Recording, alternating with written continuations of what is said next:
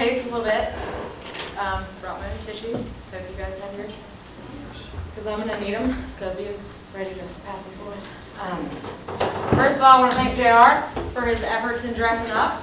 I showed up tonight in my t-shirt and jeans, and he saw John in his Armani suit. And I thought, so when JR dressed up and came out here, it made me feel a little more comfortable, a little more fun.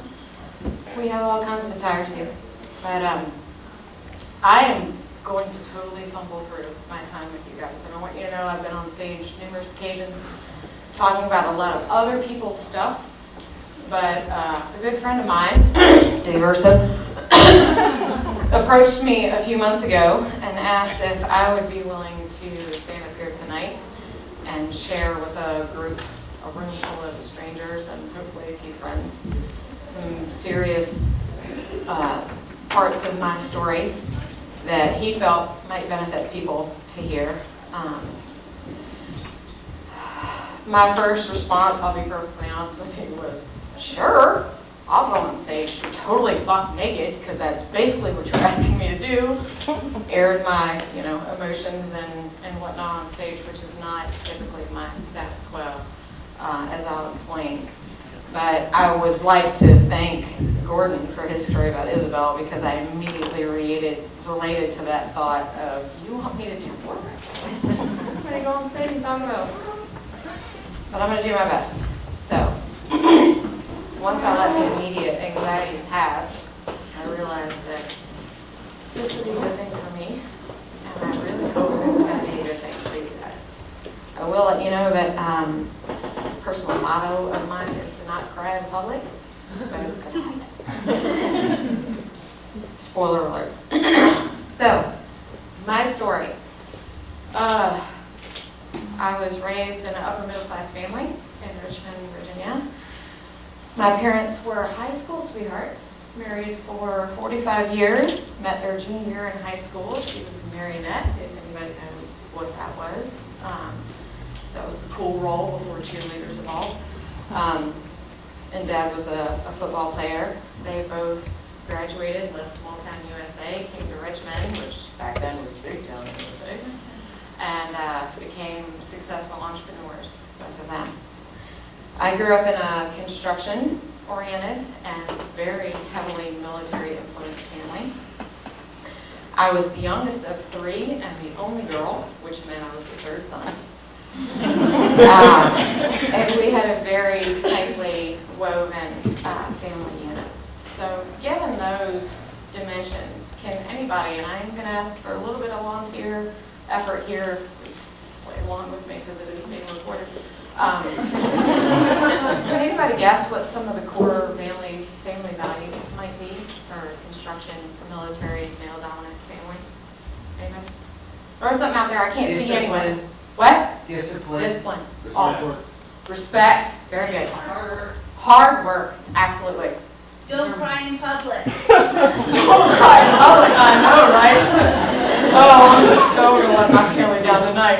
Anybody else? Guns? Right, yeah. I have a license. No harm, no foul. What? Brave. What? Being like brave. Brave. I am deaf. Bravery. I'll put my hearing aid in. Brave. Bravery. There's no that many Courage kinds is of a big. Courage and bravery are different. So is selective hearing, just saying. But yeah, so hard work, perseverance, resilience, lifelong learning. I tried to learn from Indigo and not touch the cord to my mic, but evidently I'm not that good a learner.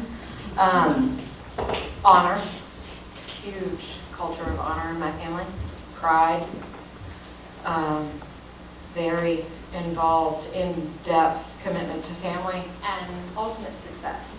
Independent success, which is key. So my dad held me to the same expectations that he did my older brothers in a lot of ways. As I mentioned, I was essentially his third son. We're going to fast forward, because I only have 10 minutes, through all those stormy, rebellious, wayward adolescent and young adult years. And I landed myself, after a series of poor decisions and hard-won life lessons, I landed myself in a career in corporate training and development, in a very male-dominant industry. primarily civil engineering and government. It's like I was raised for it, right? But this was after sustaining a lot of life lessons, sexual discrimination, sexual assault at times, drug abuse, yes, it's me. The unexpected death of my oldest brother, who was F-18 fighter pilot in the U.S. Marine Corps, killed in service. Rigorous academics demands, which helped me get through some of those hard times. Personal success expectations, which are still pretty high to this day. And serious medical scare, to name a few. But I landed in a pretty successful career path. Because of my upbringing and the core values that made up my family, I was essentially a young female in a very male-dominant world who had been taught that genuine emotion had no place in the workforce, that any sign of vulnerability or weakness only meant you were weak and incompetent of the role you aspired to. And thankfully, to my upbringing, I was ready to handle all of that. I felt very equipped. I quickly worked my way up through the ranks. Within a very few short years, I found myself in senior management role, as I mentioned, in a male-dominant industry. And I was assigned to the Shenandoah Valley area as my primary area. I had 11 counties up and down I-81. There were 670 employees that I was responsible for. And unfortunately, I was set up for failure because that promotion happened in the middle of a recession when everybody else was getting laid off. Yeah, I got promoted. I had to hold that under my belt for a long time because that would have brought me a lot of angst within my organization. But I did. I had an incredible opportunity afforded to me, and I took advantage of it. That said, the Commissioner of Transportation at the time, I was working for VDOT, brought me and the 3 layers of management under me out to Stanton and basically said, this is your new training manager. You will like her. You will work with her. Everything's going to be good. Yeah, so I was set up for failure. I was immediately given a very small staff. I was challenged with huge cultural change objectives. I had little to no direct authority over the change that I was supposed to impact.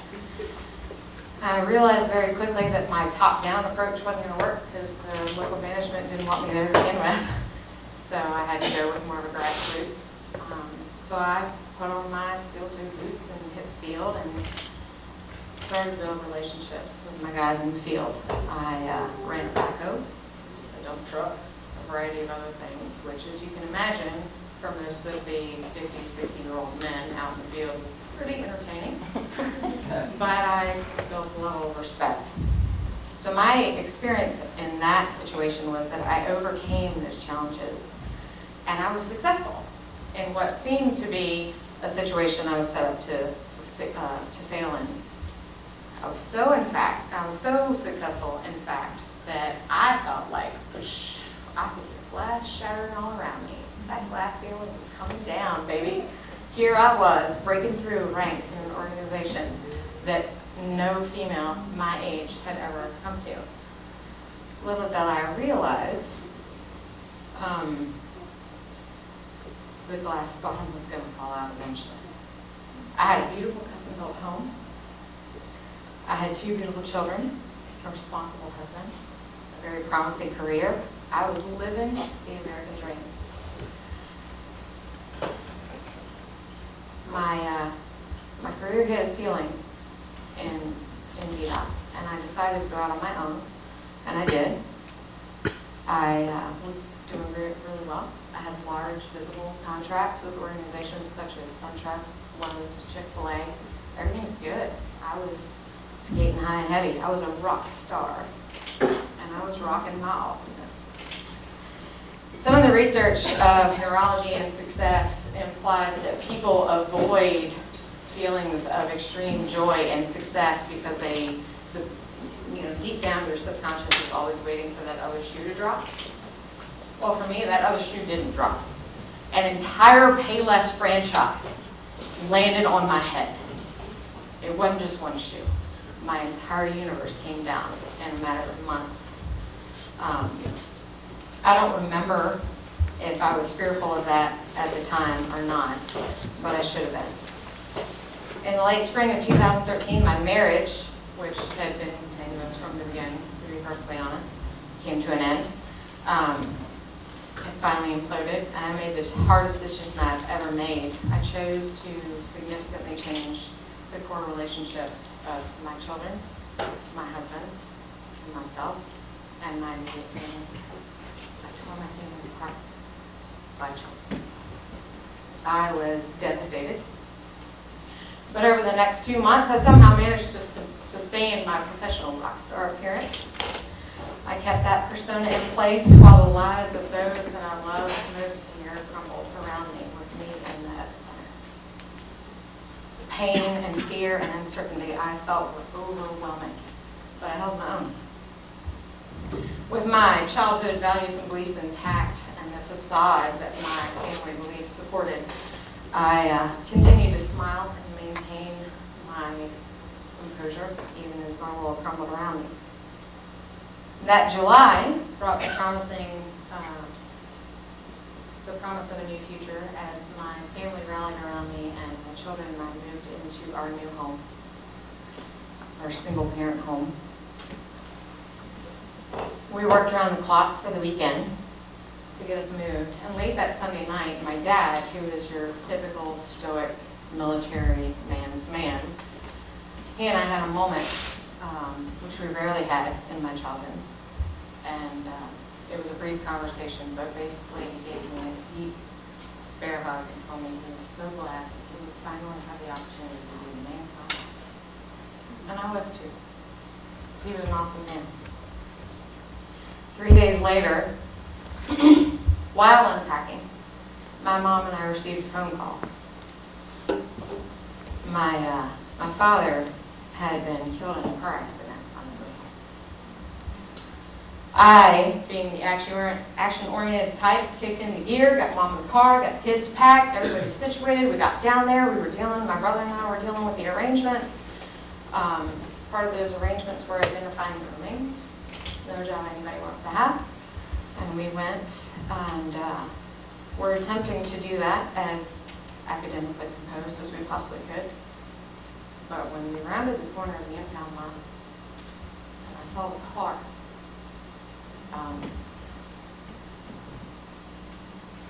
I died that day. Every aspect of the person that I was, the person that I believed myself to be, died in that car. I spent the next year of my life actively trying to be invisible. I delegated all my contract obligations. I relied on as much family and babysitter support as I could possibly to try and keep my kids happy when I couldn't smile. I literally outsourced every part of my life because I no longer knew who I was. In that moment, I wasn't living the values I believed I was inherently worthy of. I no longer believed I was resilient or courageous, worthy of honor that I had always felt. My family life was in utter disarray. I had no desire to persevere or to learn or to succeed. Honestly, I just wanted to go. I was decimated, and I was ashamed of the mess that my life had become. When I agreed to share my story tonight, my goal was to tell you about a journey, my journey, as if I had already reached my destination. But as I have prepared what I was going to say, I realized that my journey was just beginning. I'm 37 years old, and my life starts today. I'm sharing a story of heartbreak, of failure, and of healing while it is in progress. We've all fallen in one way or another, and we all have the scars to prove it. But have you ever noticed it's so much easier to talk about a scar after it's healed than to talk about a wound while it's in progress of healing?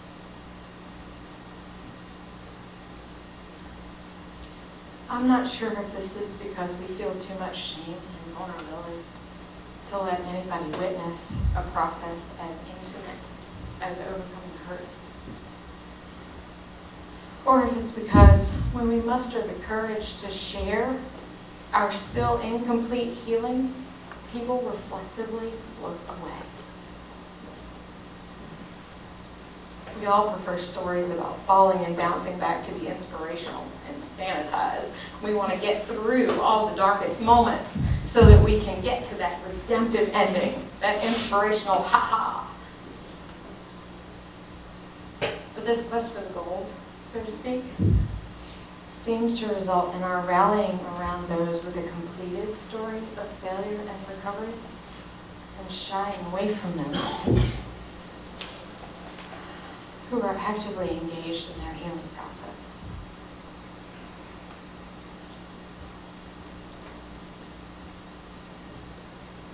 One of our most primal needs as human beings is to feel truly connected with one another. When we shy away from people who are in the throes of their own struggles and healing, we inadvertently silence and isolate them. We covertly communicate to them that their pain and darkness is too ugly and difficult for us to witness and to bear in the moment, even while we try to reassure them that we'll be there when you get to the finish line, I promise.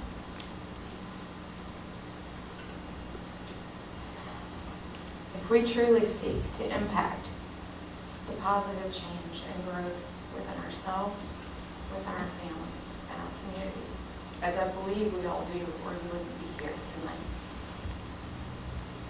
we have to be willing to sit in the dark moments of others with empathy, passion, and patience.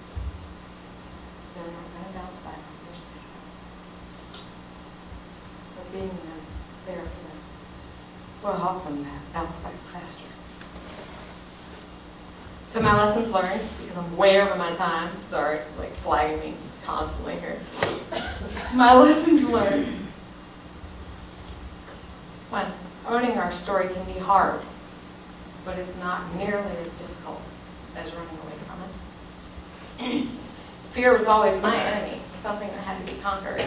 But I've learned to accept fear as a friend that lets me know, hey, I appreciate fear that you're worried about me, but you don't have any place here. I've got this. I can handle it. Thank you for caring about me, but you're not needed. Fear has no place in creative endeavors. And for years, I've placed value on being the helper. I derive self-worth by never needing help, but always offering it. And during my crisis, I needed help. I need help.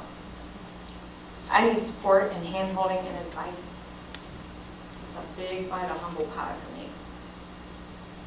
I've learned that it's truly courageous to ask for the help that you need. And reaching out to my people, my community, has completely shifted the relationship dynamics in my life. I gained permission to fall apart and be imperfect. And my vulnerability has created the space for others to share their strength and individual wisdom in ways they wouldn't have been able to if I hadn't stepped back. If connection is the energy that surges between us, we have to remember that that surge travels both directions. So in closing, I want to share a quote. It's on the back of my shirt. I want to read it later, but